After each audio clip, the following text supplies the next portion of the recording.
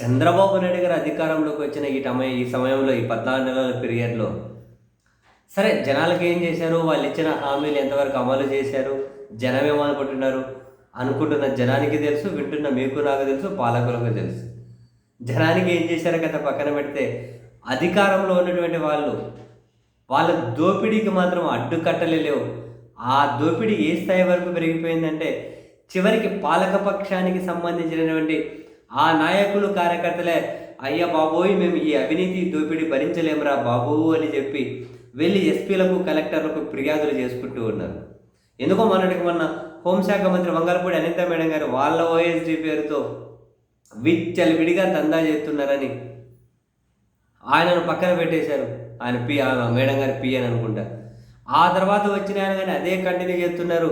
వాళ్ళు చేసే సెటిల్మెంట్లు చూసి ముఖ్యమంత్రి కార్యాలయమే నోరెళ్ళ పెట్టిందని చెప్పి పత్రికల్లో వార్తలు చూసాం మనం. తాజాగా జిడి నెల్లూరు ఎమ్మెల్యే థామస్ వాళ్ళ పిఏ చంద్రశేఖర్ అట ప్రతి మండలానికి ఇద్దరిని నియమించుకొని ఆయనకు పియ్యాలట. ఎమ్మెల్యే పిఏకి 2 పియ్యాలట. ప్రతి మండలానికి ఇద్దరిని నియమించుకొని అసలు ఆ దోపిడీ మాటలో చెప్పలేమని ఎవరంటున్నారు? టీడీపీ వాళ్ళే అంటూ ఉన్నారు. స్వయాన ఎమ్మెల్యే సోదరుడే బాబోయ్ ఈ దోపిడీ ఈ ముఠా అరాచకాలు మేము చూడలేము. నియోజకవర్గంలో ప్రతి మండలానికి ఇద్దరిని నియమించుకున్నారట. విడి దోపిడీ అట. దేనికి పైన ఒక రేటు కడతారట, దోచేసుకుంటున్నారట. నేరుగా కలెక్టర్కి గుంపులు వెళ్ళి ఫిర్యాదు చేశారు. భలే ఉన్నాయి వీళ్ళ కథ. సీరియస్లీ ఏం దోచుకుంటున్నారు. నెక్స్ట్ ఎన్నికలకి టికెట్ ఏందో మరేందో ఫస్ట్ డబ్బులుంటే ఏదో ఒకటి ఏడనవే కొనుక్కుందాం అనుకుంటున్నారో మనకు తెలియదు. కానీ ప్రస్తుత పాలక పార్టీలో ఉన్న వాళ్ళు ఎప్పుడూ వినలేదురా బాబు మనం ఇంత దారుణం. గుంపులు పోయి కలెక్టర్కి ఫిర్యాదు చేశారు. వీళ్ళంతా వాళ్ళే ఎంతమంది వెళ్ళి ఆ ఎమ్మెల్యే సోదరుడు కూడా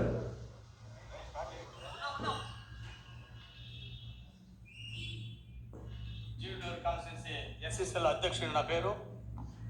ఈరోజు ముఖ్యంగా చంద్రశేఖర్ అనే పిఏ ఏ రోజైతే మా ఎమ్మెల్యే థామస్ దగ్గరికి చేరాడో అక్కడే ఆ రోజు అన్నాను నేను, ఈ చంద్రశేఖర్ పిఏ మీ దగ్గరికి వస్తున్నా అంటే మీ రాజకీయ పతనానికి నాంది అతను చేర్చుకోవద్దని నేనే చెప్పాను ఆ రోజు. నుంచి మేము చూస్తూనే ఉన్నాం.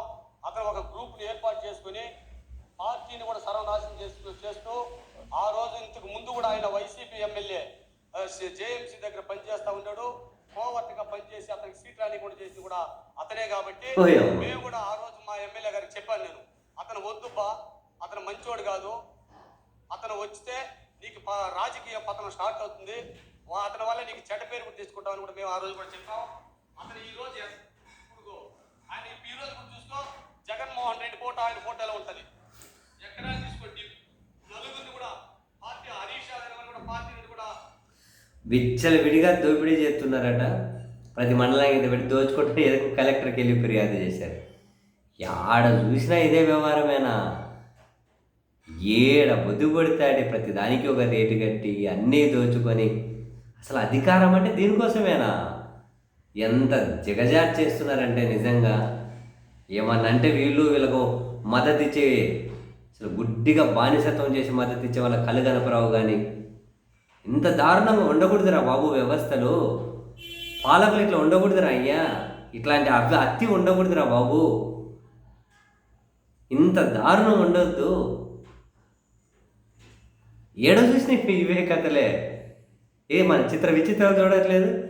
కిలో చికెన్ మీదగానే కమిషన్లు వసూలు చేసి ఎమ్మెల్యేలు అని చెప్పి ఎన్ని వార్తలు చూస్తుంది.